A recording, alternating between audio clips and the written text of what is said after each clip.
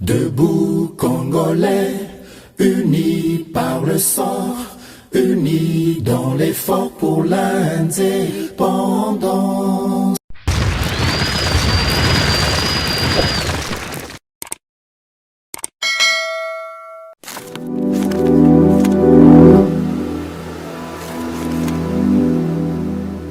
Boza, le bienvenu na GCAM Télévision, fidèles abonnés, chers téléspectateurs.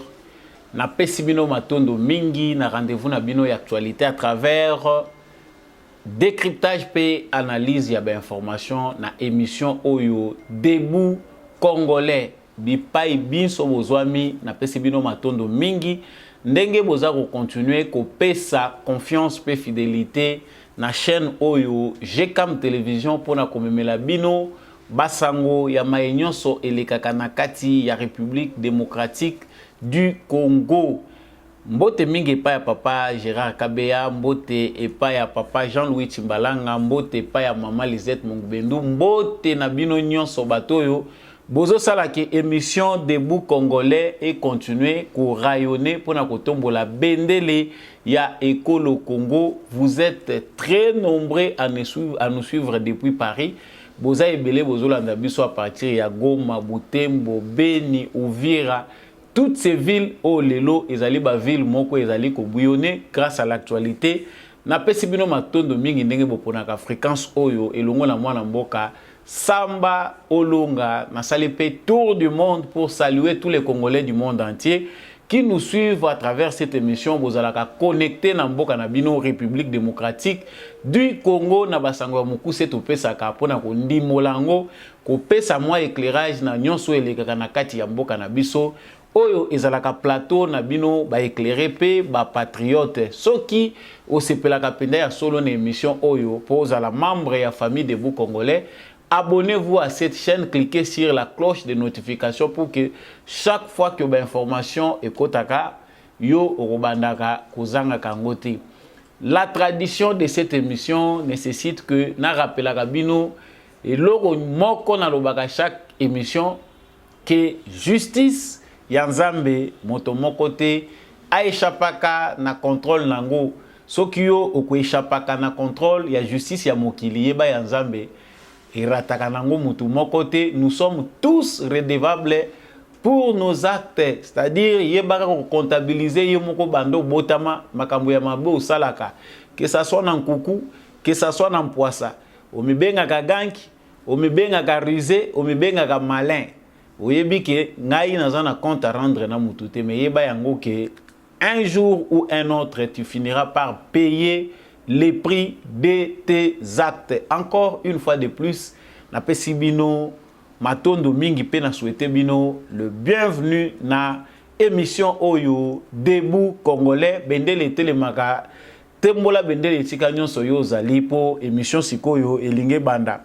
Actualité est très dominée vraiment na ba manifestation, ba vive tension ba manifestation Oyo et Salemaki contre MONUSCO pour réclamer le départ de la MONUSCO. Des manifestations qui ont commencé dans une ville, celle de Goma. Aujourd'hui, Ekei, Eke Butembo, Eke Beni, Eke Uvira. Partout où sont passées ces manifestations, Bisika Nyonso, ba manifestation ezali kokende, tout le monde ba mort. Bilan ezali ko s'alourdir, bilan ekomi makasi. On parle aujourd'hui de 20 morts, des centaines de blessés. Vraiment, c'est grave avec ce qui se passe na makambu oyo etali MONUSCO. Mais lelo toye na ekotangi sabino angle moko kotali sabino angle moko oyo important biso to négligeable. Chaque fois qu'il y a une situation qui se passe en RDC, qu'il soit positif ou négatif, ils ont l'occasion pour nous découvrir certains ennemis de la nation. Bah ennemis, il y a bolamu ya peuple congolais, bah bimaka bango moko ba monisa maka à travers bah acte na bango na moment oyo nation mobimba. Ils ont debout. Tout au long de cette émission, vous allez découvrir banani yango makanisi na bango ezanin qui a raison. Qui a tort? Na lobela ki yango lobi lelo ezana bato yo babakisami. À la une de l'information, Senko pe balobi. Senko balobi baza ko comprendre. La Senko comprend la colère des manifestants anti-MONUSCO et estime que le gouvernement de la RDC et la MONUSCO ont montré leurs limites dans leur mission de sécuriser les populations exposées aux attaques des groupes armés. Wana ezali maloba kouta epai ya Senko. Position na bango yango wana par rapport ya oeleki na bato ebele bakufi maloba kouta epai ya ba kambi na biso ya bangomba bato bazali loko l'église au milieu du village. Opinion na bango yango wana tokolobela ngo tout au long ya émission oyo. Mais Senko baza bango moko te. Le docteur Denis Mukwege, notre prix Nobel de la paix, Yépe a estimé que, je cite ce qu'il a dit, il estime que les manifestants devraient plutôt réclamer des poursuites judiciaires contre les auteurs connus des différents massacres dans cette partie est du pays au lieu de s'en prendre à la mission onusienne. Et il ne s'est pas arrêté là. Le docteur Denis Mukwege pense que du côté population, il y a Moninae, Batubakufi, côté P Monisco, Batubakufi. Alobi Azali ko compatir. Je cite encore ses propos. J'ai compati à l'infortune de la MONUSCO et au traumatisme de son personnel à Goma.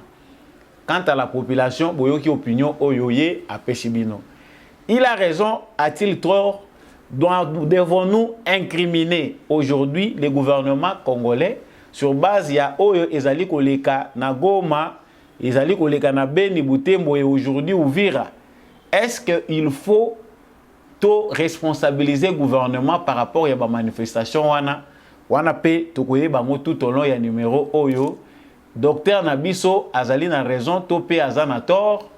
Est-ce que ezali likambo ya quand entre ceux qui disent avoir raison na bato bazana tort?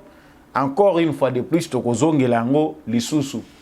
Bahati Lukwebo. Kombo ya Bahati Lukwebo okomi au centre. Il y a des gens qui se sont en pris à lui. Bato yo la kise musapi balobi yende mutu apelisi moto. Il n'a pas fallu autorité ya niveau na ye akende kosala déclaration ya modèle wana. Nasina lobela kiango. Est-ce que Bahati Lukwebo avait tort ou il avait raison? Tout au long de cette émission, Borozala na occasion ya koyoka ba propos ya Bahati Lukwebo oyo aye ko recadrer opinion, aizongi pour placer maloba na ye na kati ya contexte nango et puis tokolobela na suite si il a raison ou il a tort. L'actualité ne va pas seulement s'arrêter là.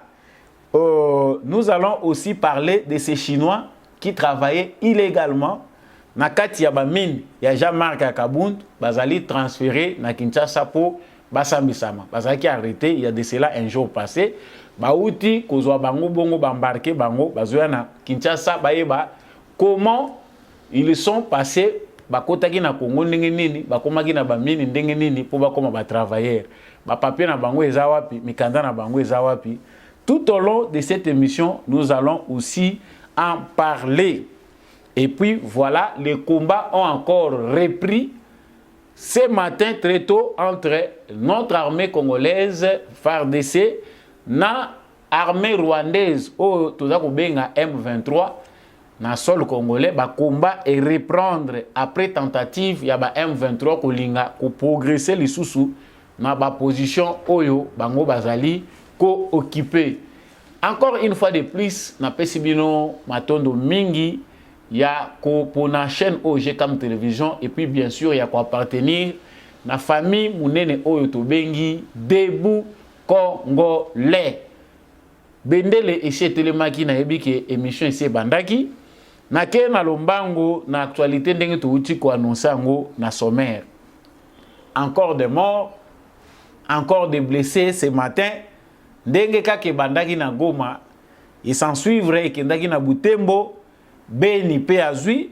Aujourd'hui, on parle d'Uvira. encore 4 personnes baza électrocutées. Vraiment, ça fait très mal. Ba cœur sensible. Aussi, au moniango dans les réseaux sociaux. Comment, sur base encore, il y a balles réelles tirées par agent de sécurité, beti singa ya courant et katani et zui les sous 4 personnes singa courant wana baza électrocutés ce matin, ils sont encore morts. Baza ko signaler que dans la ville Mususu, il y a encore des morts. Dans d'autres villes comme na Beni, comme à Butembo, ce matin, pas d'activité. Ba ville Kangami, biloko ebele, ba makambo ebele, ba activité ebele za ko tourner au ralenti. C'est-à-dire les gens, mon pepewa ne za ko kende, ba tout nyonso vraiment bazali ko sentir en que ce ras-le-bol devait être vraiment catégorique. Il faut que la ras-le-bol oyo ezo kende kosala penda écho. Et pendant ce temps, un contingent les sous il y a Monisco. Ils a pas si pour n'amboka na biso. Unité spéciale il y a Monisco et quitter les sous. Ba o bandeko kende bazokima to mona ki biso mona babilili a comment bazokima. Ils étaient en train de fuir. Parce que il y a pression, il faut évacuer personnel na bango ba dégager ango. Allez, batindi mena ba unité spéciale et kita et y spécialement pour la situation wana pour na kokende ko encadrer, ko sécuriser ba site na bango. Mais soyons quand même sérieux. Ba unité spéciale ezalaka. Pendant que bato bazo kufa ba def baza ko égorger bato ba nini bazo makambo ba massacre za ko salema à quelque part na bisika o ba baza MONUSCO ezalaka, c'est silence des morts. La MONUSCO a à sa disposition des informations sur tous les mouvements rebelles. Mais la MONUSCO n'a jamais tiré sur des rebelles. Nano cibla bango te ba cibler bango parce que ba mandat ngo e komi misa toi voyez mandat à Liboso, mission des Organisations Unies pour la Congo, bayaki pour la sécurisation de la population civile. Et l'ongwe wana est commis pour la stabilité. Et l'ongwe wana est commis mandat moko offensif. À chaque fois que la population a attaqué, bango pe bazali na mandat ya ko riposter. Toujours des lettres mortes. Oyo et memeli nango batu na finalité loko moko te ya clair. Sikoyo awa MONUSCO azobo ya responsabilité. Nous avons suivi ce qui s'est dit na responsable numéro 2 ya MONUSCO. Tant basali point de presse na Patrick Mouyaya, il dit il ne reconnaît pas responsabilité à MONUSCO, banquette ezali en cours pour déterminer les responsabilités. C'est-à-dire na ba mort nyonso yo bakufi, na bateau nyonso bakufi. MONUSCO azali ko reconnaître qu'il y a une balle venue de leur camp et bomi manifestants. Ça dit pour la MONUSCO, selon dire, il y a des personnes, il y a autorité numéro 2, il y a MONUSCO na Congo awa, alobi ke banquette ça le manano, mais bango ba bomi ba tirer te sur ba civil. C'est que responsabilité nezo kende na nani abomaki bato. Ils a FARDC mutabomaki, c'est notre police. Alors que les images prouvent le contraire, Bazaola qui sait bien clairement comment la MONUSCO, via police Nabango, Bazali ko tirer sur les manifestants. Ça ne se fait dans aucun pays. Quand peut-on accepter que la police, y a MONUSCO, topé, élément, y a MONUSCO, babanda ko se défendre pour tirer sur les manifestants? Ça, les Nations Unies doivent nous montrer. Statut des Nations Unies, nous sommes dans un pays où il y a une police. Il y a Mbokawana. Oyo armée ezali. J'ai parlé hier ndenge numéro 2 il y a province à Nord Kivu a intervenaki auprès ba photo wana ezola kisango vraiment le photographe là il est à féliciter. Bon mona ba photo oyo comment le numéro 2 il y a province il y a Nord Kivu ou azali policier azali ko interpeller MONUSCO que vous n'avez pas le droit d'utiliser les armes contre les populations civiles. Botika ba policier congolais ba sala musala na bango. Mais pourquoi avoir utilisé les armes là où ils ne pouvaient pas l'utiliser? Mais le Congo biso Congo ba considérer biso le l'état té. lokola bona pona biso toza bato bazana ba droite. Parce que le système des Nations Unies ngana lobagango, le langage de notre gouvernement et gozalanango par euphémisme avec diplomatie, ils vont essayer d'adoucir les termes, mais biso faut trop la vérité. Le système des Nations Unies ne favorise pas le bonheur des Congolais. Les Nations Unies, tout comme la communauté internationale, musalo bango basali à travers le système na bango, ils allaient musala moko ya prédation, musala moko ya ko exploiter biso ba Congolais. Mais pendant ce temps, bato bakanisi ke bao bazokima obatika nanu ba centre na bango vite. Bango bake ko renforcer batindi ba unité. Mais ces unités spéciales existent. Comment ba unité spéciale au bobengisa kango te na moment oyo ba danger ezalaka contre les populations pour faire intervenir des unités spéciales pour baya ko intervenir na bakamoko ou eza spéciaux. Tout montre, prouve à suffisance l'injustice. Et chaque jour qui passe, bato bakoufi. Maintenant, ce qui est sensible pour Nabango, ezali ba casque bleu ou bakoufi, pas la population. Pour la population, ce n'est pas de leur responsabilité. Mais là où c'est grave, place où ils allaient grave, ils allaient lecture oyo, soi-disant opposition congolaise, na ba musu bazali comme benga société civile, bazali kosala na ba événement où ils allaient en cours.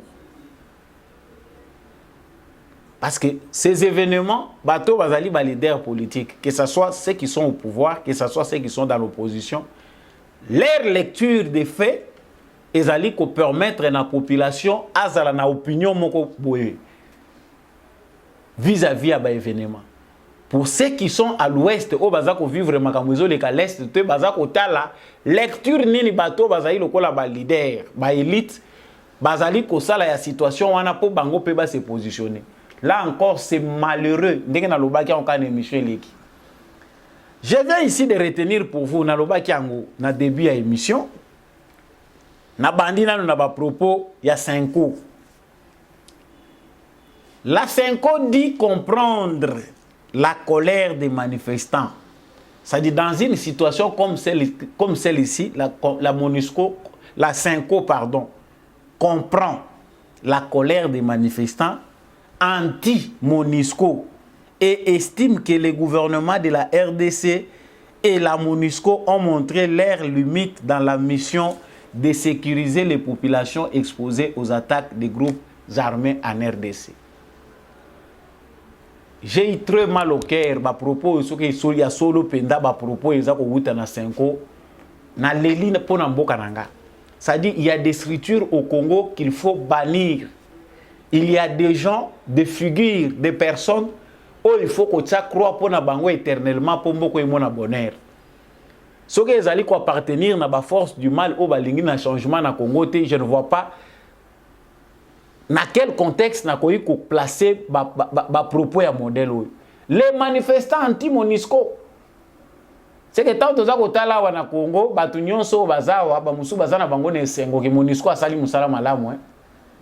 Nous avons la fierté du travail fait par les Nations Unies sur notre sol.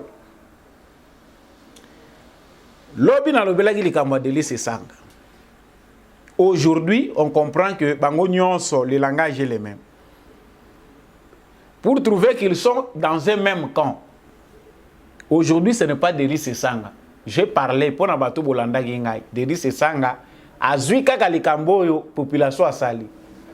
Sans même encourager la population à côté ici, gouvernement Nakati. Bazali incapable yako organiser sécurité en Boka. Aujourd'hui, c'est la Senko qui reprend les mêmes propos. Oh, déjà, Delis Sanga Zagi Nangolobi. Dans la Lobaki Awa, Tangu Frank Diongo Asali ba conférence de presse na yendenga zako dénoncer incompétence ya Tshisekedi nasina Lobaki que c'est bien facile ici pour que la Senko aide les Congolais à voir les choses claires. À tirer les choses au clair, il est mieux de construire un siège de l'opposition à Katia Senko. De mettre chaque fois qu'un opposant politique a zali côté de ma pour s'affirmer, pour bailler comme opposant, il faut qu'il y ait siège à Senko, à sali déclaration qu'on a conférence de presse et salami bayebi kaza na base. Il y a des opposants parce que opposition tout ça dans le Congo, il y a opposition contre pouvoir, des opposition contre la personne de Félix Tshisekedi. Baza ko s'opposer de na Tshisekedi. Pas contre même les idées de Tshisekedi. Ils sont en train de s'opposer à Tshisekedi parce qu'il est gênant pour leurs intérêts. Maintenant ici, on nous dit que c'est quoi aussi que a estimé que le gouvernement RDC na MONUSCO va montrer les limites. Où est la place du gouvernement de la RDC? C'est censé ici, dans un pays normal, que quand la population manifeste comme ça, autorité oyo bazali na raisonnement, bazali ko compatir, bazali loko la ba élite bazo sentir amertume ya population, eloko liboso eza d'abord ko compatir. Et la deuxième chose qu'il faut faire maintenant, ezali ya kolakisa nzela. Nzelo biso bazo lakisa biso ezali ke gouvernement est incapable de kozula bino sécurité na bango na MONUSCO totie bango na kitunga moko. Et là encore très loin. Parce que Makamwa Senko, bato bazana misumi balezo mona, déjà aussi vous comprenez na bino de quoi il s'agit. Ces mêmes propos encore, nous les reprenons dans les contextes ici, dans un même contexte, et qu'il ne peut pas Denis Mukwege. Quand on a salaki émission, on a joué le rôle de Denis Mukwege a joué pour l'insécurité dans la République démocratique du Congo. Il y a des gens qui m'ont écrit en privé pour me dire que là vous avez exagéré, il ne faut pas s'attaquer au prix Nobel de la paix. Moutouana Azali Kobunda Bitumba Malamu, il est pour la paix et la sécurité. Des fois, vous avez des sentiments positifs vis-à-vis d'une personne. Oyo Azali ko faire partie. Na bato balingi bonheur ba Congolais te balingi te que sécurité et régner na partie est à Congo. Il y a des gens tellement que baza aveuglés par baguin injuste. Oyo bazali kozwa likolo makila ba Congolais moyen ba linga lisusu sécurité na est à Congo ezate. La bataille sécuritaire à l'est du Congo ezali ko se jouer sur plusieurs plans. Tant dozo bundisa bato bazo linga MONUSCO kende, sachant qu'il y a déjà aussi parmi nous plus pire que la MONUSCO. Que dit Denis Mukwege? Denis Mukwege alobi ponaye azali ko compatir na MONUSCO et au traumatisme de son personnel à Goma. Et il estime aussi que les manifestants devraient plutôt réclamer des poursuites judiciaires contre les auteurs connus des différents massacres dans cette partie est du pays au lieu de s'en prendre à la mission onusienne. C'est-à-dire, awa, bato bino boyebi babumaka bino boyebi bango, au lieu de s'attaquer à MONUSCO, il faut qu'on s'attaque à bactéries bino boyebi. C'est-à-dire, leur mission ici est connue. Franchement, c'est ce qu'on pense. Mission Yabato Bazako Lobaboé est connue. C'est d'affaiblir la population. Les Congolais ne doivent pas manifester contre la MONUSCO ou Monique Bilan à Bango est négatif. Les Congolais, il faut pas s'en prendre quand il y a un gouvernement. Non. Non, non et non. Les Congolais, Monique peut force au pays négatif.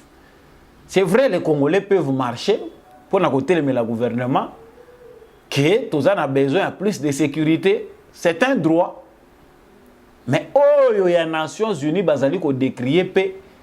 Ils allaient un cri contre la communauté internationale. Vous allez dire que les Congolais ont quitté pour manifester contre les Nations Unies na musala ya mabe ya sali na Congo. Il faut qu'ils manifester contre le gouvernement.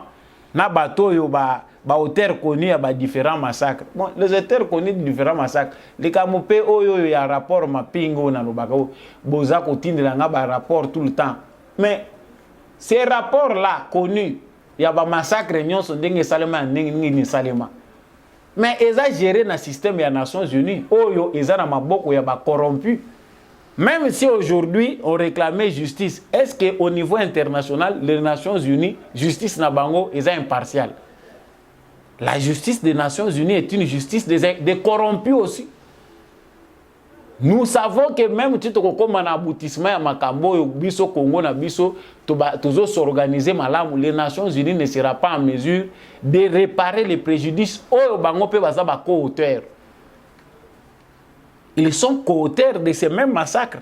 Tant que les individus connus, ce qu'on a le système où est protégé par les individus. Nations Unies peut avoir kati. Mais ce sont d'entrer dans des histoires. Oh, docteur Mukwege, défenseur, il y a un rapport mapping, il y a réclamer justice pour les victimes. Oui, ça c'est ce que nous connaissons. La procédure des droits, elle est là. Mais la procédure des puissants étouffe les droits là. Parce que l'institution, ils ont une solution depuis que les Nations Unies, les Nations Unies, le procès de farce commandité par les puissants au détriment des faibles. Ceux qui vont salir semblant, le coup la balingue va rendre justice, c'est juste pour tromper l'opinion, pour chercher la crédibilité là où ils n'en ont plus. Vous allez prendre non, Balobi Denis Mukwege, à l'obi non, il ne faut pas s'en prendre à la mission. Maintenant ici, la compassion, au lieu à la vis-à-vis à peuple congolais, Senko, Denis Mukwege, Delis Sanga, ceux qui Delis Sanga, tous ceux qui se disent opposants compatissent maintenant avec la MONUSCO au lieu de compatir avec le peuple congolais. Bino batuboyo kakate bokanisaka ki boza derrière ba opposants et ça choix, et ça facile, et ça nango problème té. Est-ce que bino bolingi batunyon so ba soutenir Tshisekedi? Il y a des gens qui sont moni na bango que Tshisekedi azo sala mabe, il doit faire l'opposition. Oui, l'opposition est juste dans un contexte démocratique. Il faut une opposition pour aider ceux qui sont au pouvoir de se recadrer. Mais c'est à quoi dont on assiste dans le Congo, et les opposition, c'est un sabotage. C'est une force du mal incarné, les opposition. Ça fait pitié. Tant que nous avons propos, il y a des opposants congolais. Dans un contexte comme celui-ci, vous ne sortez pas pour compatir avec le peuple congolais, mais vous sortez pour incriminer le gouvernement. Vous sortez pour affaiblir la mobilisation des Congolais, pour protéger le système des Nations Unies. Mais les cris des Congolais doivent s'entendre. Les Congolais ont besoin que nous sommes victimes de l'injustice internationale. Quelles sont les solutions claires? Les solutions concrètes aux Nations Unies à Zubo et Zaliko aider Congo. Mais après 22 ans d'une force inutile, tant que les Congolais ont télémi tant pour éclaircir qu'en tout cas, on en a assez. Parce que dans l'émission de lobby, les gens pensent que cette aventure ici, non, certainement il doit y avoir une goutte d'eau pour faire déborder la vase. Et c'est tout. Vraiment, là, nous devons être clairs. Avant tout, dans le contexte où les alliés purement les Congolais responsables, n'a pas tort. Il a essayé juste d'être clair. Il s'est posé de bonnes questions avec 20 000 hommes. Pendant 22 ans, des milliards de dollars dépensés. Et on n'a pas trouvé la sécurité. À quoi ça sert cette MONUSCO? Est-ce qu'il n'avait-il pas droit de se poser des questions? Il s'est posé des questions justes. Dans des pays où on a des élites qui réfléchissent, dans des pays où Batoubaza réellement en colère, Batoubazali égoïste était, Batoubazali vraiment amoureux de leur pays, ces déclarations-là devaient se multiplier. Nations Unies a dit que Congolais baza en colère. Mais biso, certainement, j'ai pesé ma logique à deux poids. La côté gauche, Nathalie droite, oui. Les responsables politiques ont droit à la retenue. Mais population, oh, il a subir. Parce que Bahati Lukwebo mange bien chez lui, il a gagné sa vie, ses enfants sont peut-être en Europe, il a des petits-fils. Et la situation de Bahati Lukwebo et tous les autres politiciens est presque la même. Ils sont dans des conditions ya malamu. Mais ce qui meurt chaque jour, bato baza kokufa kuna bazali bana ya Bahati te, bana ya Tshisekedi te, bana ya Katumbi te, bana ya Kabila te, ya banani te. Non, arrêtez. Mais parce qu'au Congo ezali na bato yo basala ka malamu, soki bato muke na Congo baza ko sala malamu wana nde bazaka ba oma bata. Kana lobi pona ngai bato sambla na lobi Saint-Esprit akambagi ye. Mupepe mususu yaka, bato mususu bazo benga ngwa envoûtement. Te. Dieu a voulu que ces histoires ici se passent comme ça. Vent oyo ezali ko interpeller conscience internationale face à ce qui se fait au Congo. Est-ce que c'est juste que les Nations Unies a comment se défendre contre la population parce que cette population-là ne voit plus clair. Cette population-là réclame le départ d'une mission oyo ezalaki nango service na bangote. Mais le monde entier est mobilisé en Ukraine. Poso ya mundele baza mobilisé na Ukraine, mbongo des milliards et des milliards sont alloués pour une aventure à l'Ukraine. Mais biso le quoi toza ba nyama, ba sous-homme ndenge nazoko lubaka ngwa chaque jour, nous devons subir que cela. Arrêtez. On n'est pas des partis politiques à Bahati Lukwebo tozo ça les publicités, ces propos-là étaient dans leur contexte. Je vous laisse d'abord suivre mise au point naé à lobby et puis on rentre encore pour analyser la suite.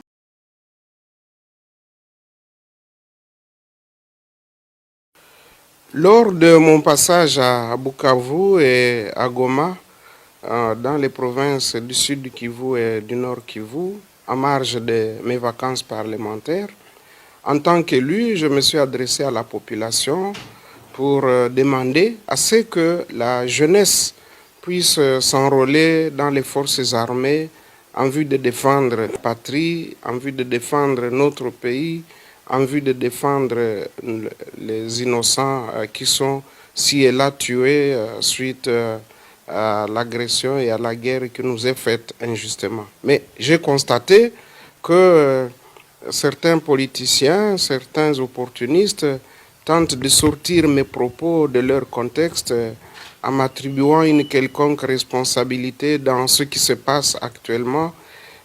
Moi, je dois dire ici sincèrement que, en tant qu'homme de paix, tout le monde le sait, et en ma qualité de sénateur, j'appelle à l'apaisement, au calme, et je condamne fermement toute violence d'où qu'elle vienne. J'interdis également à tous les membres de notre parti et regroupement FDC alliés et à tous ceux qui me sont proches de s'attaquer sous quelque forme que ce soit au patrimoine et au personnel des Nations Unies. Je condamne également les tueries qui se produisent en ce moment à la suite de la manifestation des citoyens et des citoyennes congolais, manifestation du reste autorisée par la Constitution, mais nous insistons sur le fait qu'il faut éviter toute destruction, toute brutalité. On peut s'exprimer sans nécessairement causer des dégâts humains ou matériels. Voilà pourquoi j'ai tenu à m'adresser en tout cas à notre peuple, où qu'il soit. Ce n'est pas seulement pour le sud et le nord Kivu ou l'Ituri, mais c'est pour l'ensemble des Congolais qui ont soif de goûter à la paix et à la stabilité. Nakanisi, vous avez suivi Bahati Lukwebo. Il n'est pas facile d'être acteur politique parce que communication en tant qu'acteur politique, il faut la mesurer. Mais il y a des temps, des moments, dans émission passée, où même un acteur politique doit déborder dans son langage pour éveiller la conscience nationale. Le but est que parce que les acteurs politiques, il faut que je suis acteur politique. Pour les Congolais, il y a acteur politique. Il a tout dit ici.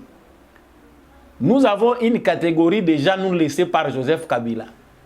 Spécialité na bango ezaka kozwa ba propos ya batu kochango hors contexte.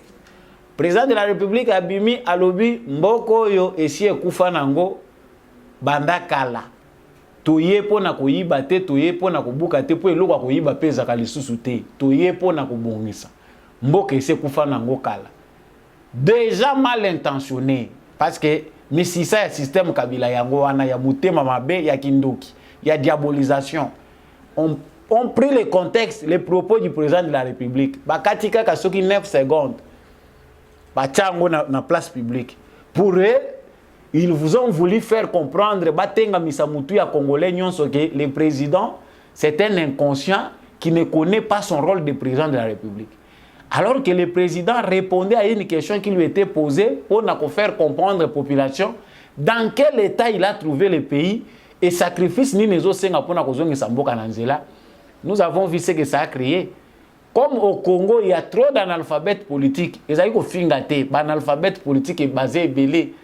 Et le politique et puis sur le plan même il y a kotangango batu na o batangi ba classe na o batangi te buzo ba ici ezwanango les devant mayele bimasi mana Congo. Ton sokoza mayele ou bien si tu penses être intelligent pour que tu sois écouté au Congo misala zoba. Banda ko loba ba bêtise wala nde ko attirer batu ba epa na yo. Et c'est comme ça que au finish tous les Congolais finissent par se comporter en bête. C'est-à-dire buzoba na Congo, buzobologie na Congo et comment nango normal. Donc même si tu es intelligent au Congo, qui tape na communication, il faut la communication le ya banamike. Tu vois quand tu veux parler à des enfants, il faut adopter langage na bango. Infantilisation de la population, ça fait partie du complot. Il y a époque, il y a Joseph Kabila. Rendre tous les Congolais bêtes. Comme ça, bango bakosala ou etikali bango nyonso ndenge bango bakolinga kosala. Ça, c'était juste une parenthèse. Donc, je rentre ici dans ma propos à Bahati Lukwebo. Ça fait mal. Chaque fois que Moutakolo Balikambu Malamu Nambokoyo, ils ont un camp, un groupe d'individus, Bakoza Malobane, Bakochang hors contexte, il est obligé. Donc, machine ya makambu ya mabe na Congo, ils ont tellement makasi qu'il faut. Bino batubokenda kolala na ba prière bolobi tozo sambela, bo sambela pona mboka na bino. La plupart du temps, ce qui crée l'embouteillage, ce qui crée la confusion dans l'opinion congolaise, ce sont des gens mal intentionnés. Ba force du mal. Bango basi basala na bango bloc. Ata oyoki o azoloba na gauche, zwaka maloba o azoloba na gauche, ndenge na lakisi bino awa maloba ya Senko, maloba ya Mukwege, na oyo Denis Sanga lobaki lobi, sangise yango vous trouverez qu'ils ne sont pas avec le peuple congolais. Le peuple congolais est seul face à son destin. Parce que dans la situation lokola oyo ba congolais ba kufi koleka, soki deux militaires ya ONU ba kufi, soki combien. Je ne vois même pas l'importance d'enfermation parce que epé sakakanda. Pour D3, on nous signale du côté des Nations Unies que toucher aux militaires des Nations Unies, ils allaient toucher na bateau bako kosimbate. Ah bon? Donc biso banyama système des Nations Unies nde mutu eto ezana bateau. Mais arrêtez. Donc ici, pour conclure ce point, où est la Makambouya, manifestation, je vous dis que peuple congolais, si nous ne saurons pas nous prendre en charge, jeunesse, soko ko société ko yoka ka ko chama toyi na ba politiciens basenzi oyo bakota politique parce qu'ils sont égoïstes. Ils ont besoin de s'enrichir juste passer. Servitude de risquer soit les sous-temps parce que Nzamba zakane na forme à délivrer Rabato. Les gens sont tout le temps à l'église. Nzambe côté les Kambwa Congo, mais Nzambe même quand il agit à travers vous aussi. Vous avez un comportement au bino il faut adopter pour réponse à Nzambe là tanzoto. Tant aux ans à cerveau ils ont réfléchir et que tout le temps tu pries matin, midi, soir pour un problème auquel Dieu a déjà donné des réponses. Wana tuna malamu cerveau na yo. C'est que yo nde mutozo comprendre le côté. Quand il s'agit des droits, ba droit na biso Congo, n'écoutez personne. Bandeko bola nanga bozana Kivu, vous êtes à l'est. Bana Tshisekedi bakufa kakunati. Parce qu'il y a des gens qui diabolisent Tshisekedi qui vous disent que le gouvernement nde mutozen. Non, vous avez vous-même les yeux de voir. Qu'est-ce que Tshisekedi a fait depuis qu'il est au pouvoir pour la situation sécuritaire à l'est du Congo? Batie état de siège, bato na tangeli bino oyo, bango nyonso bazaki contre état de siège. Que ça soit les Senko, que ça la Senko, que ça soit Denis Mukwege, que ça soit Denis Sanga, que ça soit les Martin Fayou, tous ces gens Contre l'état de siège, ils ont multiplié des massacres ciblés. Je peux conclure que les massacres wana bango ba yebi ba hauteur ya ba massacre wana juste pour que le gouvernement a la sous pression ba longo l'état de siège au nom de leur système, au nom de leurs aventures. Et ça biloko ata expliquer yoté tant otali ka ba événement yo moko sali croiser otali le bien je comprends. Les gens normaux na stade autocomi ba yebi déjà qui sont les ennemis du Congo. Et ici, pour finir, je dis que chaque fois qu'il y a un événement qui se passe au Congo, une opportunité nous est présentée pour découvrir qui sont les vrais ennemis du Congo. Ce qu'on comprend, c'est quand on a une déclaration, nani pende ya solo azalina ba Congolais, et si le reste des jours, on a besoin de souffrir trop pour comprendre ce qui se passe. Nakanizi pona makambo etali MONUSCO, Nations Unies nano amoni na ye eloko malamu te ya koloba pona ba Congolais. On a parlé d'un retrait progressif. Balobi situation est en cours. Ezali malamu parce que déjà la MONUSCO bazalaki déjà na processus moko ya retrait et ba événement ko attaquer ba installation ya MONUSCO ko s'attaquer na ba personne ya MONUSCO eza solution te. Combien déjà va s'y baquer? Si les Nations Unies veulent aider le Congo, parce que tout le monde a plus d'importance, les pays phares au Bazali, les Nations Unies, ou à conseil, ma membre permanent Conseil de sécurité, dans l'aventure ils ont salé en Ukraine. Mais si ils veulent faire de même, parce que l'Ukraine va aider bango bazo pesa bango armement, bazo pesa pour bango moko baza la mesure à se défendre. Mais mbongo ba milliards chaque jour bango baza ko bimisa pour donner na système à Nations Unies au non protection à bas civils. Ba aider ango ba militaires congolais que les Nations Unies s'assurent de la formation des militaires proprement congolais oyo ba kozwa relève. Banda ba lobi ango tozo mona na biso ya clarté. Rien que des milliards qui vont servir na ko banda kaka ko alimenter ba rébellion mususu. Pour bango ba justifier ka présence na bango. Ba mndeko mususu batuninga mutuna balobi. Sikoyo awa koto baza koloba soki force régionale ya EAC État de l'Afrique de l'Est ba yape bazoya sikoyo tina ya MONUSCO ezani. Entre deux mâles parce que déjà la MONUSCO il est déjà mise à côté. Dans l'opinion congolaise, MONUSCO est la force négative. Voilà même les Nations Unies ba yebiango. Si vous avez la likambwa EAC, likambwa EAC oyo eza sécrété. Selon Patrick Mouya, le président suit de près la revendication ko boya o ba congolais bazali ko boya makambo etali force wana régionale. Le président doit aussi prêter oreille na o ba congolais bazako lobo. Pourquoi les Congolais ne veulent pas de cette force-là régionale? C'est une force composée des pays, pays membres, militaires, pays membres wana ya EAC. Oyo bango moko na pays na bango baza pe na ba problème. Soudan du Sud et on en passe. Sikoyo bango moko pays wana bazali na ba problème sécuritaire na kati ya ba mboka na bango. Nan basilisi ngote. Bazali pe na ba intérêt direct ou indirect na sol congolais. Est-ce que so ba koti na sol congolais nous serons contrôlés ba aventure ou ba makambo ba ko sala nyonso na sol na biso. Ba opération ngo bien que kozala ba opération moko conjointe. Mais est-ce que danger ou ezali ko représenter ezali à minimiser? Ça c'est une question que au bison toza ko se poser. Parce que jusque là la force régionale na noya kete batindaki batu na bango baya kota la basala ba étude préliminaire pour voir comment cette force là doit être envoyée.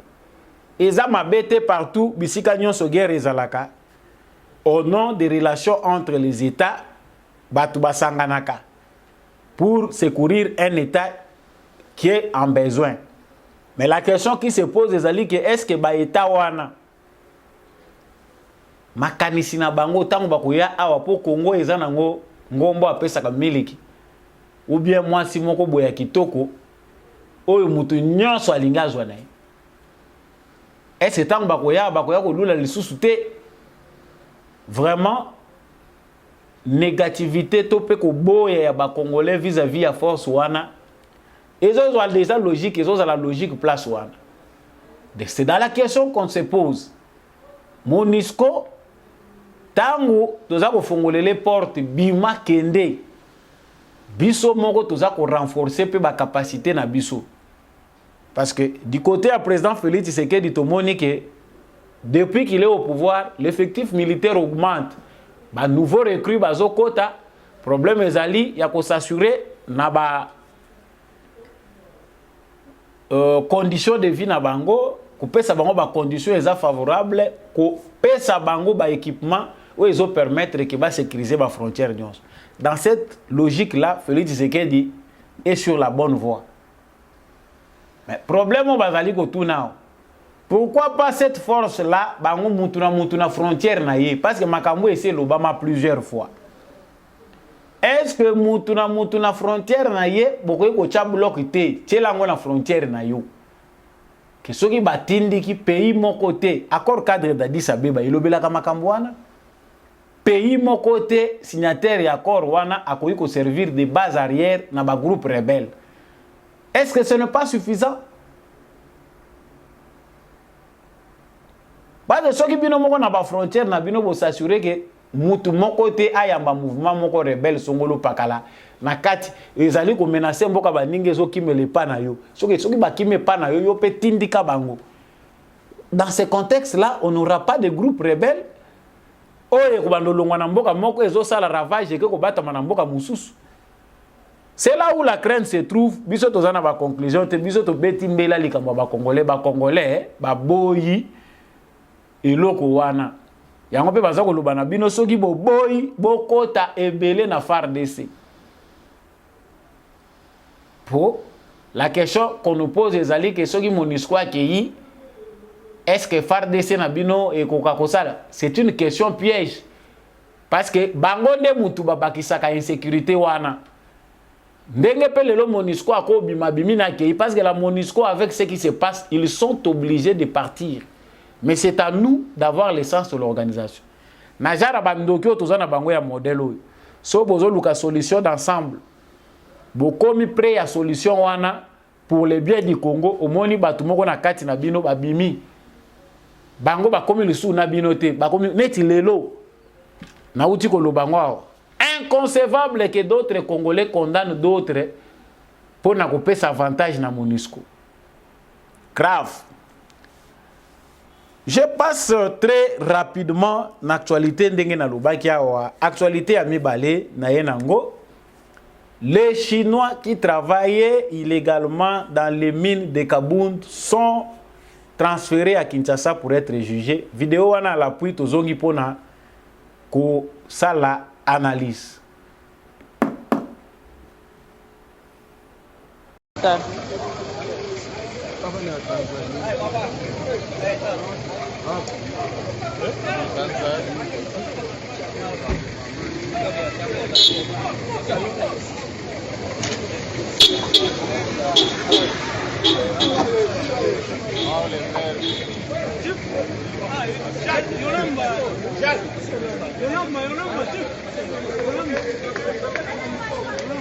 Nakanti binomoko bomoni comment ça se passe chez les Kabund.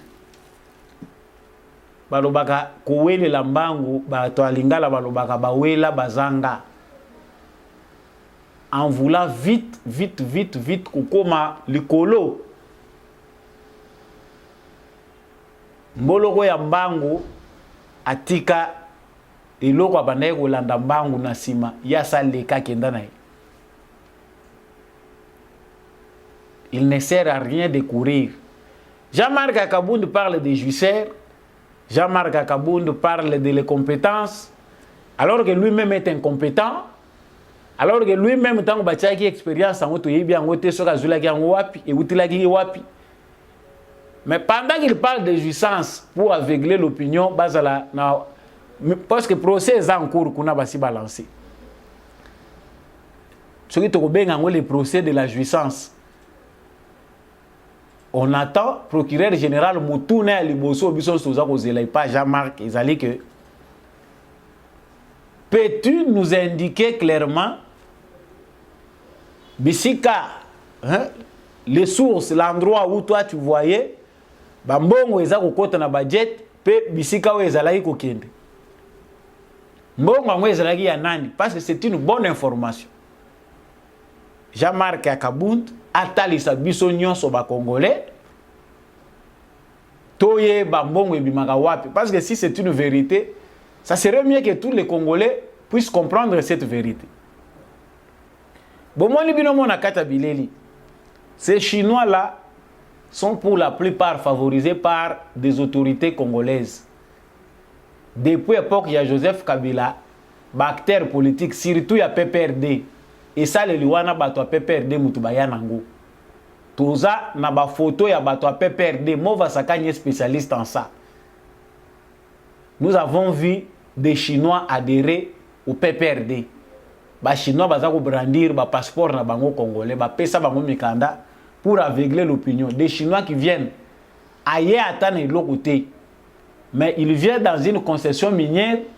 Ba yokani na ye ba sengi ba tracteur ye ba kaka moi juste ce tracteur ou un investissement nyonso ya ko ya nango na secteur minier kaka moi tracteur wana na batola ko betisa moi hangar na moi nini c'est tout na ba camion e ko banda ko mabiloko on ne sait pas ayaki na Congo na combien ça c'est depuis l'époque de Joseph Kabila et ça les na bang ba chaka ba chinois ba indien en avance alors que na ce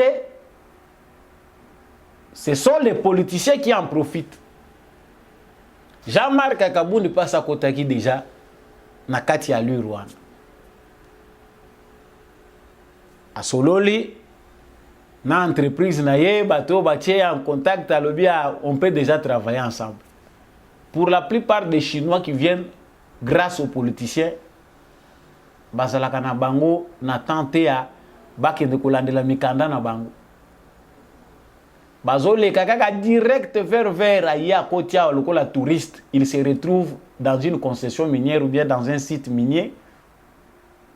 Azanaye ko exploiter librement. Omoni bango kuna ndenge to mona ka ba photo muso omoni bango azobeta pe congolais fimbo kuna. Otali mususu peut-être congolais azobeta tangi ba classe kolekaye. Mais en train de chicoter un congolais chez eux.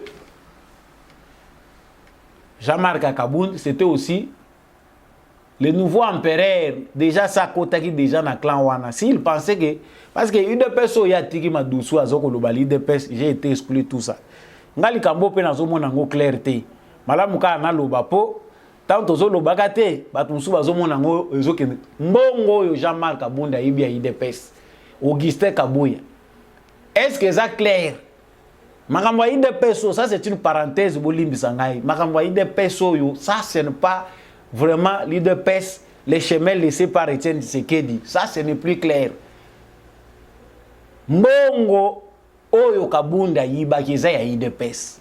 Ya ba carte. Sans compter bambongo ba contribution IDPS va ba entrer zalaki te ba don, zalaki ka ko ya nango ya muke muke, on ne compte pas ça. Mais l'IDPS au pouvoir mbongo ekotak. Augustin Kabuya n'accepte pas, n'est pas d'accord avec gestion il y a 3 ans. Alobi azagine na signature te makambo ile kakakuna na secrétariat général ya UDPS ya makambo Italie finance ye et bandai kotala yete parce qu'il n'avait pas de signature. Mais qui a volé l'argent des contribuables de l'UDPS? Et loko ezalika moko munene jusque là cette question tant que je n'ai pas de réponse nazo tuna kakak. Parce que ceux qui batuni mituna mususu ekoma ka opesa kanda batuna ngote. Si Jean-Marc est exclu de l'UDPS pour détournement de cartes, chargez-le à la justice a bazoko benga yo pona outrage au chef de l'État. Bazo benga ye pona outrage ya makambo chef de l'État, makambo ya lobaki ba imputation dommageable. Pourquoi l'IDPS ne porte pas plainte contre Jean-Marc Akabound pour détournement ya mbongo ya ba combattant? Donc bino ba combattant IDPS, ba combattant IDPS bozana misute. ezala eka cri d'alarme ba révélation ezoya kaka ezobimaka kaka parce que mutu ntango azokonza aza wana avandi na pouvoir oza secrétaire général bamakambo ebele ovandeli yango olingi bamona yango te so olingi ebima na go elingi ebima na droite oke oétouffe olingi ebima na gauche oke koétouffe mais ntango ebimaka na désordre po jour ezali koperdre ebonga wana mais bavérité ntango eya kobima Kabila aujourd'hui assis sur des secrets ne peut plus cacher certains de ses secrets, même si Moussous Bazo bombela eka, ba parapluie na ye Moussous Bazo continue à zipela que to comprendre ce qui s'était passé. Mais lumière ezoya jusqu'à tel point que tu seras en mesure de ne plus cacher certains secrets pour Solungwe. IDPS peut vendre les makambo, mais IDPS ko makambo ko bomba te po ko bimakaka. Ikobima kaka na yogi pe mingi bato pe bazo pesa kaka bazolo ba kaka bazolo ba. Le président de la République est aujourd'hui chef de l'État, as président de l'UDPS. C'est na IDPS sauf Félix Tshisekedi azate, c'est que IDPS azate. Faux. Ce n'est pas ça. Combattants de l'UDPS, on sait que vous êtes matures. Réveillez-vous sur ces points. La gestion de l'UDPS risque dans les jours à venir et comme affaire, il y a un groupe d'individus. Ça, ce n'est pas l'esprit de Etienne Tshisekedi. Yangote.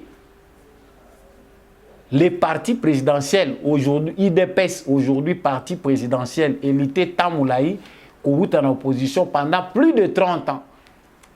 Aujourd'hui, accède au pouvoir, il doit y avoir transparence dans la gestion. C'est créatif. Même si Batobakolia, mais il faut définir une façon Kolia où ils ont honoré idéal. Il y a lutte où bato belé ba koufela ba famille na bango ba ya ko réclamer te lokote bana bato ba bima ba zonga te na bandako na bango oyebi ata bango ba kombote. Faites attention. Donc Jean-Marc Akaboun ndenge bomona ki bilili voilà comment système na Congo ezaka ka bato bazomona oza malamu mais quand o mekaka ba bouger yo boy ba secret nyonso mwangani libanda. So yo zo accusé Félix Tshisekedi de jouisseur. So ba chinois wana nani amemaki bango. Est-ce une aventure? Biso tolobi na kanisi biso musala na biso eza koloba. Les Congolais sérieux qui doivent se prendre en charge zwa kaye zwa biki tala bilongi malamu. Comment bilongi oyo même na bureau quartier na bino soki a se présenter botomboka na quartier wana même na rue na bino na balabala na bino otali kaka face olobi oyo ti même si oza na ba prévision sont normales te mais otali kaka olobi oyo toyebi kota uta jamais soki biso to sala ngo to ko bongisa malamu vraiment scène politique congolaise à travers un vote utile po tozo pusana ka malem nakoya ozonga na makambo ba élection wana. Reprise de combat entre M23 et FARDC. Bato bandoko tuna pourquoi tozo comprendre était nini ezali koleka ba combat ezongi lisusu entre FARDC na M23. Ba pression diplomatique, ba contact, ma solo na fongoli parenthèse moko parce que bitumbo ezobundama na ba front ebele. Le seul front n'est pas seulement celui de FARDC, ni encore moins celui de la mobilisation générale. Il y a aussi le front diplomatique au président de la République azana kati kosala. Parce que le président soka meko bimana mboka wa ke mboka moko boye oyo kaka makele la jouisseur bakena Marbella. Franck Diongo Alobi, Marbella, c'est connu pour une ville, c'est une ville connue comme une ville de jouissance. Donc, pour lui, c'est ça faire l'opposition. Mais le président de la République, c'est le stratège numéro 1 de la nation. Yo Monica Baké Marbella, ou bien Baké Mbokatel. Est-ce que Makamounion se bakoluba kuna bakesala kuna yo bien? Na front bitumbo toza ko bunda contre Rwanda, ba stratégie pesa ko se multiplier. Yo tantôt moni président de la République azana kati concert, mais c'est un moyen pour lui de faire la politique. mais mutema mabe ezosala ke olanda président osimba yeti na bilamba opposition ngo yangwana. La personne du président de la République est sacrée. Tous ces jours qui passent, Rwanda azali kozwa baku sur le plan diplomatique. Même si bazaki Korea vu que le système ango et favorisaki batouti, mais aujourd'hui la pression pression populaire to komi ko pesa et avoir un représentant valable le la Félix Tshisekedi et ça peut ko bota fruit na.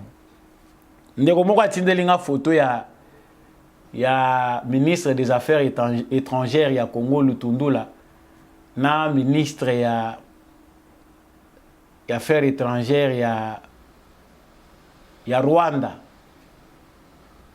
Tango bakendaki masolo na bango na Angola baza ko solola makambo ya Congo. Ba mususu ba interprétant ba lobi le Rwanda a piégé les Congolais ou bien a piégé le Congo. Pour une énième fois na makati masolo wana bazobeta po erreur ebimo. Le Rwanda n'a plus à piéger les Congolais. Si la modestie pouvait exister dans la démarche à Paul Kagame, il y a plusieurs façons pour lui de trouver la paix avec Félix Tshisekedi. Mais parce que le système a voulu que ya santé takaka bongoti a okuya na libulu, il fait ce qu'il fait. Parce que la guerre comme le veut Paul Kagame, guerre na sanso ya zoluka ngwani kubunda mabongo te. La guerre là, il est très stratégique. Ba groupe rebelle et belé tozali komona na ba ramification nango. Ba responsable ba groupe rebelle wana ba yebani bien clairement.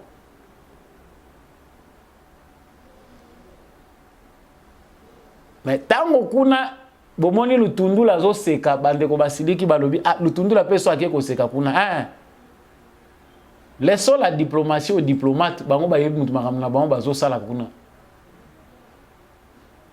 Mais dans les jours à venir, les surprises de la jouissance du président vont se faire entendre partout à travers le monde entier. Parce que biloko nyonso ataba informé biso nyonso ezaka ya kobimisate. Mais chaque jour qui passe apporte son lot de problèmes. Notre mobilisation biso ba congolais ezako dépendre. Ils allaient vraiment capital face à ce que le président de la République est en train de faire.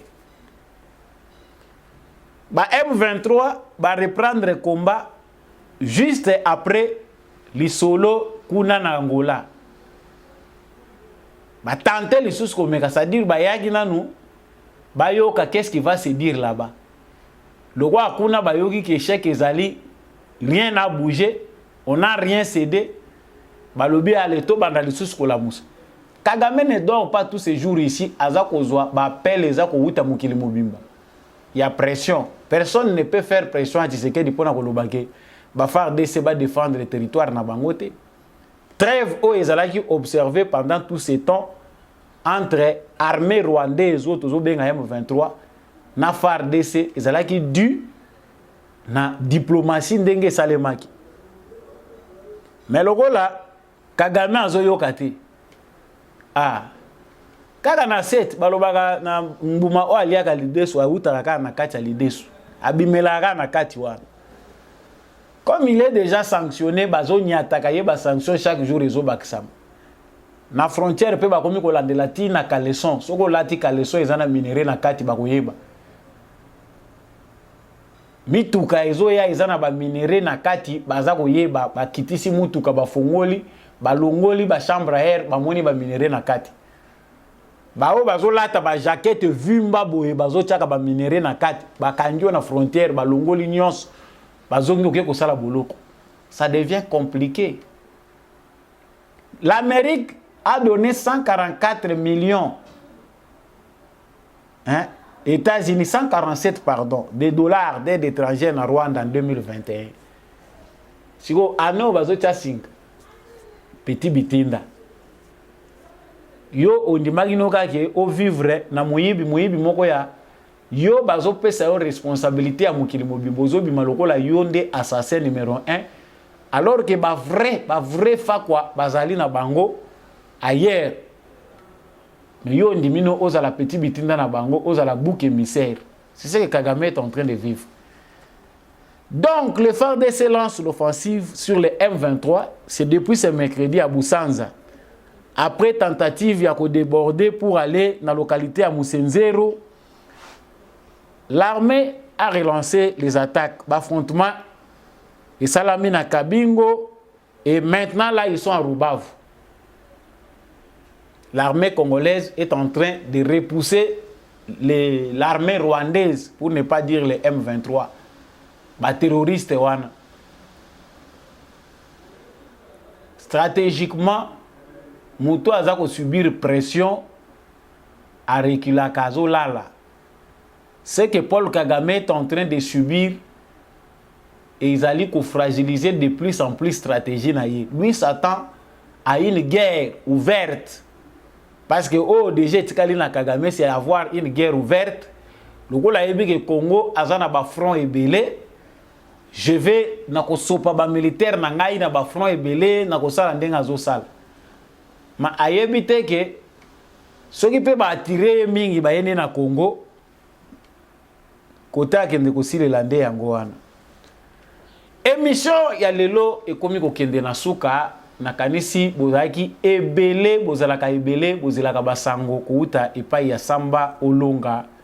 Bozala na Paris, bozala na Bruxelles, na Allemagne, bozali na Canada, na États-Unis, vous êtes en Afrique du Sud, Japon, Chine, Dubaï, Congo mobimba, bozala na Angola, bozala na Tanzanie, Gabon, Mozambique, bozala na Maroc, bozala na Algérie, Afrique du Sud. Vous êtes dans plusieurs pays, bozala na Sénégal, bozala na Luxembourg, bazo komelangai. Vous m'écrivez à partir de Londres, boza ebele bolandaka émission Oyo. Bisiki ezali bo continuer ko tombo la bendele ya ekolo Congo, fier d'être congolais opona no kozala congolais te. Kozala congolais pe ezali sumuté biso mokonde na bozoba na biso nde lelo nationalité na biso ekomi ya soni. Si nous voulons faire de notre nationalité la nationalité la plus convoitée de la planète, c'est à nous de nous comporter en responsables. C'est-à-dire, les lobbies congolais, nous avons le devoir de reconstruire notre pays, d'avoir le sens d'organisation, d'adopter des mentalités propices au développement. La mikolo chaque jour totika kindoki. Muninga outi poto, a outi wapi aye na muke na ye investir au Congo. A tchebino ba congolais na musala, bubake lembasu. Bokomi ko bundisa ye. Ce sont avec cette mentalité-là qui constitue un frein au changement que nous désirons. Nous avons le devoir de nous aimer, d'aimer le Congo. Partout yo zali a tout ça musala muke, possibilité zali que o contribuer pour na vendre image ya malamu na Congo.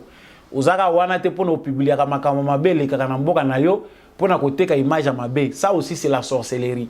Merci à vous d'avoir choisi de suivre l'émission Debout Congolais. Na munoko ya Samba Olonga na lobaka na lisanga na bomoko pe na bolingo. Nde Congo na biso ekoyeba kokende liboso pe ekotombwama. Merci na ndekombi à chaque wazaki na sima caméra pour émission Oyo ekoma na bitando na bino. Merci pe na bino nyonso bozo soutenir émission Oyo. Je cite le maire adjoint Bernard Mpunga en France. Merci à maman Lisette Mungbendu, merci na papa Jean-Louis Timbalanga.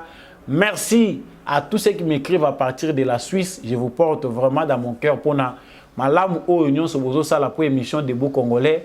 Bendele ekoba toujours côté les mains. Tozana bino ensemble tout monani na prochaine émission. Bye.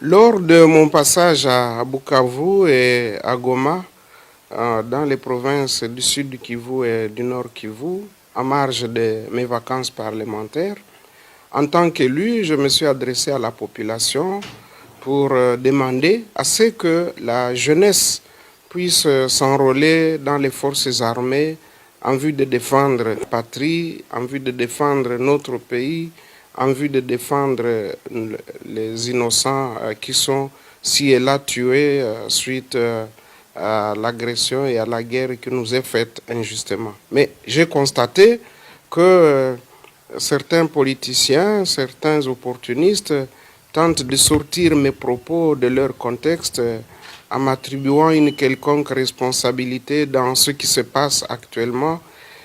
Moi, je dois dire ici sincèrement que en tant qu'homme de paix, tout le monde le sait, et en ma qualité de sénateur, j'appelle à l'apaisement, au calme, et je condamne fermement toute violence d'où qu'elle vienne. J'interdis également à tous les membres de notre parti et regroupement FDC alliés et à tous ceux qui me sont proches de s'attaquer sous quelque forme que ce soit au patrimoine et au personnel des Nations Unies. Je condamne également les tueries qui se produisent en ce moment à la suite de la manifestation des citoyens et des citoyennes congolais, manifestation du reste autorisée par la Constitution, mais nous insistons sur le fait qu'il faut éviter toute destruction, toute brutalité. On peut s'exprimer sans nécessairement causer des dégâts humains ou matériels. Voilà pourquoi j'ai tenu à m'adresser en tout cas à notre peuple, où qu'il soit. Ce n'est pas seulement pour le sud et le nord Kivu ou l'Ituri, mais c'est pour l'ensemble des Congolais qui ont soif de goûter à la paix et à la stabilité.